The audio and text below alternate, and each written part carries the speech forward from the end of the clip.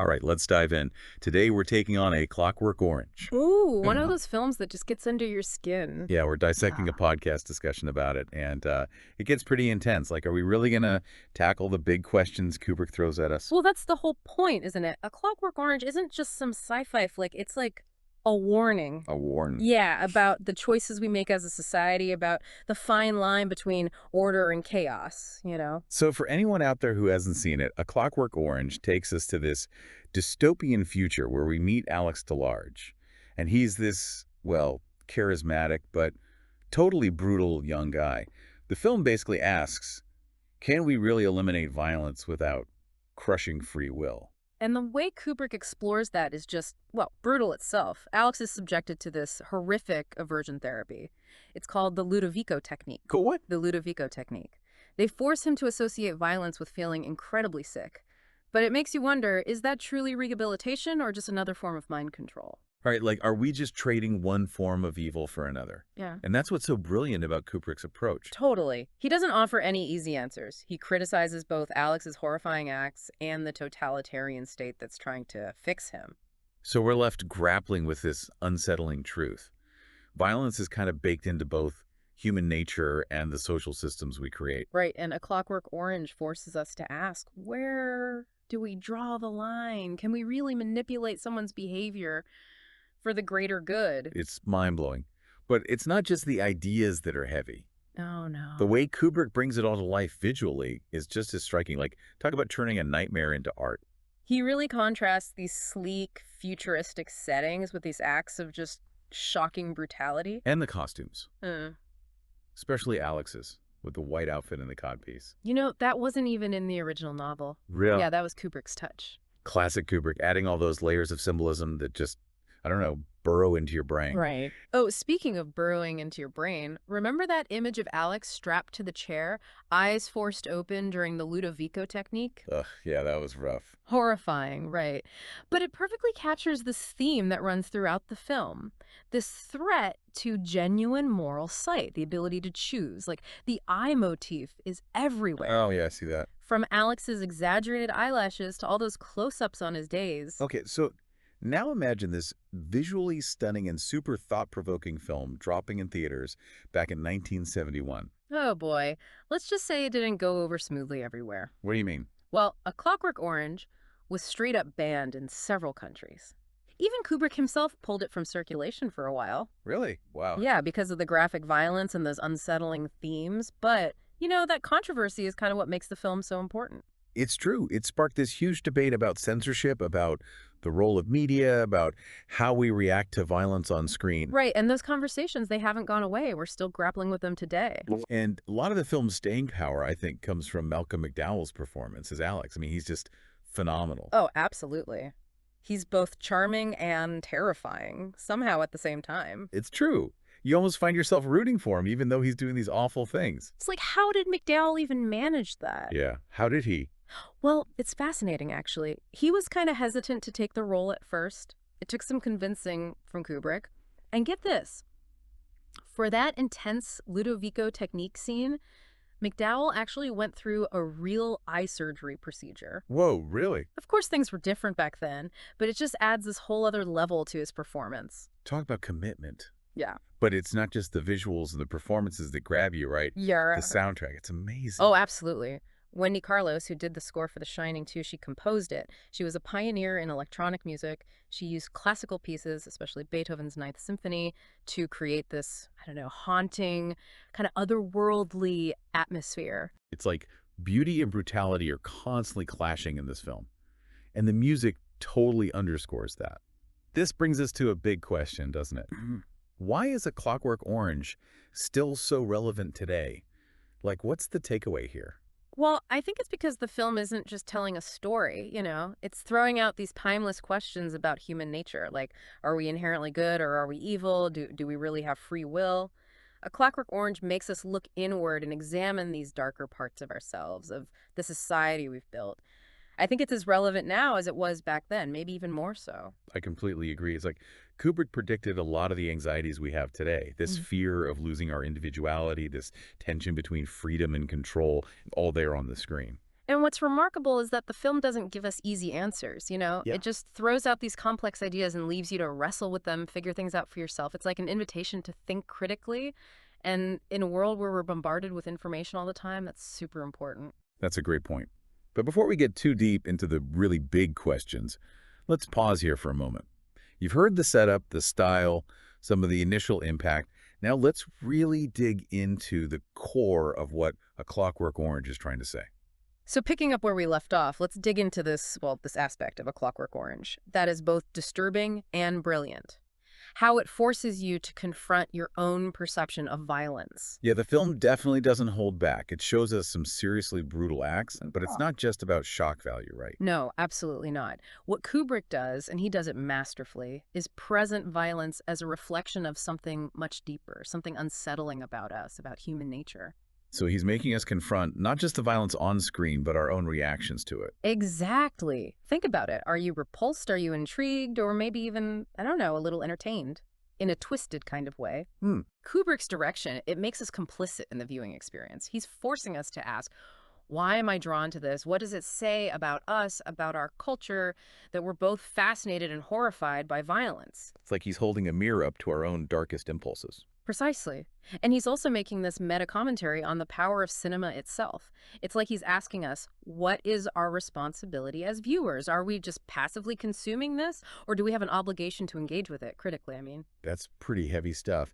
And then you have the real-world controversy that just blew up around the film. Bans, protests, even Kubrick pulling it from circulation. It's like the impact of the film spilled over from the screen and blurred the lines between art and reality. Oh, it absolutely did. The reactions to A Clockwork Orange became a cultural phenomenon, you know. It sparked this massive debate about censorship, about art's role in society, and about the nature of violence itself. And it's a conversation, like we've said, that we're still having today. I'm starting to see how all these layers, the artistry, the controversy, they all contribute to the film's enduring relevance. You got it. A Clockwork Orange reminds us that art, great art, has the power to provoke, to challenge us, and to start these uncomfortable but absolutely crucial conversations. And those conversations, well, they keep evolving, just like our understanding of the film. It's wild to think about how much the film's legacy has infiltrated pop culture. Mm. I mean, you see its influence everywhere. In fashion, music videos, even the way we talk, like the word droog from the film's slang for a gang member. It's practically become a synonym for close friend in some circles. It's amazing, right? It shows you just how sticky those powerful images and themes can be, how they can really work their way into our collective consciousness, you know? Why do you think that is? Why A Clockwork Orange, out of all the dystopian films out there, why does this one have that staying power? I think Kubrick tapped into something very universal about the human experience. Our desire for freedom, our fear of control, our constant struggle to understand what is good and what is evil. It's a cautionary tale, this dystopian vision that warns us about the danger of unchecked violence and oppressive control. It's a delicate balance, and he reminds us that finding the balance isn't about easy answers. It's about constant vigilance and critical self-reflection. So he's not giving us a roadmap, he's giving us a mirror. Yes. And that message it resonates even more today in a world that often feels like it's swinging wildly between extremes, you know. A Clockwork Orange is a stark reminder that the search for a society that respects individual liberty and the well-being of everyone, it's an ongoing process. It demands our active participation and our willingness to grapple with these tough questions. It sounds like you're saying this film isn't just entertainment, it's about challenging us intellectually, even morally. Absolutely. I think the big takeaway from A Clockwork Orange is that it's not a film that's going to give you answers. It does something much more valuable. It makes you think. It challenges your assumptions, forces you to confront these uncomfortable truths, and ultimately, I think, invites you into a conversation about the world we want to create. You know, with everything we've been talking about, the film's themes, its impact, I can't help but wonder about the people who actually made it. Ah, you're talking about the talent behind the scenes. Yeah, the actors, the costumes, the music, it all comes together to create this immersive and really unforgettable experience. It really is like all those separate pieces creating something much bigger. Right. It's more than just a story. It's like a symphony of these artistic elements all working in perfect harmony. Yeah. It really is amazing how each piece contributes to the overall power of the film. It really shows you how brilliant Kubrick was as a filmmaker. Absolutely. I mean, we've talked about the thought-provoking themes, the visuals, but we can't forget about the performances. Malcolm McDowell as Alex. Oh, he's incredible. Yeah. He's just His mesmerizing. performance is so nuanced. It really is. He captures the charm and the menace, both. You're constantly, like, on the edge of your seat, feeling repulsed, but also, I don't know, strangely drawn to him. Yeah. You kind of root for him even though he's doing these horrible things. It's a performance that stays with you. I actually read somewhere that McDowell almost didn't take the role. Oh, really? Yeah, Kubrick had to really convince him. It's amazing to think how different the film could have been with someone else playing Alex. Kubrick really had a vision, and he saw that McDowell was the one to bring it to life. Speaking of vision, what about the costumes? Oh, don't even get me started. I mean, they're so iconic. The white jumpsuit, the bowler hat, the exaggerated eyelashes. They create this unsettling but unforgettable aesthetic. Absolutely. And you know that codpiece, the one that's become so linked to Alex's look? That wasn't even in the original novel. Oh, wow, I didn't know that. Yeah, that was all Kubrick. Really shows his genius for visual storytelling. It really does. Little details can become so powerful. Oh, absolutely. And then there's the music. The way Kubrick uses classical pieces, especially Beethoven's Ninth Symphony, alongside these scenes of violence, It's so jarring. but also strangely beautiful. Yeah, it's like he's making a point about the duality of human nature. Exactly, the capacity for both beauty and brutality. And Wendy Carlos's score, she was a pioneer in electronic music. Oh, she was incredible. It adds this otherworldly, almost hypnotic feel to the film. Her work on The Shining was amazing, too. I need to check that out. You should. It's like she was able to create music that creates this feeling of unease, this psychological depth that perfectly matches Kubrick's style. Yeah, they were a perfect match, director and composer. Like two sides of the same coin. Exactly. It's as if all these pieces, the acting, the costumes, the music, the cinematography, they create this symphony for your senses. And it's a symphony that still resonates with audiences today. It really is. You know, thinking about the film's impact, it's wild how A Clockwork Orange has influenced pop culture. Oh, it's undeniable. It's everywhere. Fashion, music videos, art, literature. It's become a touchstone for all these themes. Rebellion, societal control, the darker sides of human nature, You see it everywhere. and even the language we use, droog, Oh, yeah. which comes from the film. It refers to a member of Alex's gang. Now it's become slang for close friend. That's amazing. It shows you how powerful the film is. It's seeped into our consciousness. It really has. Those themes explored in the film, they've also influenced so much. Wait, what? Books, films, TV shows, Yeah. they all grapple with the same questions. A Clockwork Orange raised, free will, societal control, the nature of violence. It's like it opened a Pandora's box. And artists have been trying to make sense of it ever since. It makes you wonder, how would the film be received if it came out today for the first time? That's an interesting question. I mean, in today's world where everyone's so sensitive to violence. I imagine it would spark even more controversy than it did back then. But at the same time, its message about the dangers of both individual violence and societal control, they'd resonate even more strongly now. We live in such a polarized time where it's hard to see where freedom ends and oppression begins. So A Clockwork Orange is almost more relevant today than it was back then. I think so. It reminds us that there are no easy answers to these questions. No simple solutions to the challenges we face.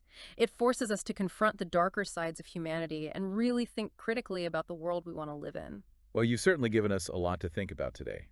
This deep dive into A Clockwork Orange has been quite a journey. We've gone deep into the film's themes, style, impact, and legacy. And I think it's safe to say that this is a film that stays with you long after you've seen it. Absolutely. It challenges you, provokes you, and inspires you to think about the world around us. And your place in it. Well, before we wrap up, we want to hear from you. What did you think of A Clockwork Orange? What resonated most with you? And how do you think its message applies to today's world? Share your reactions to this deep dive, and let's keep the conversation going. Until next time, stay curious.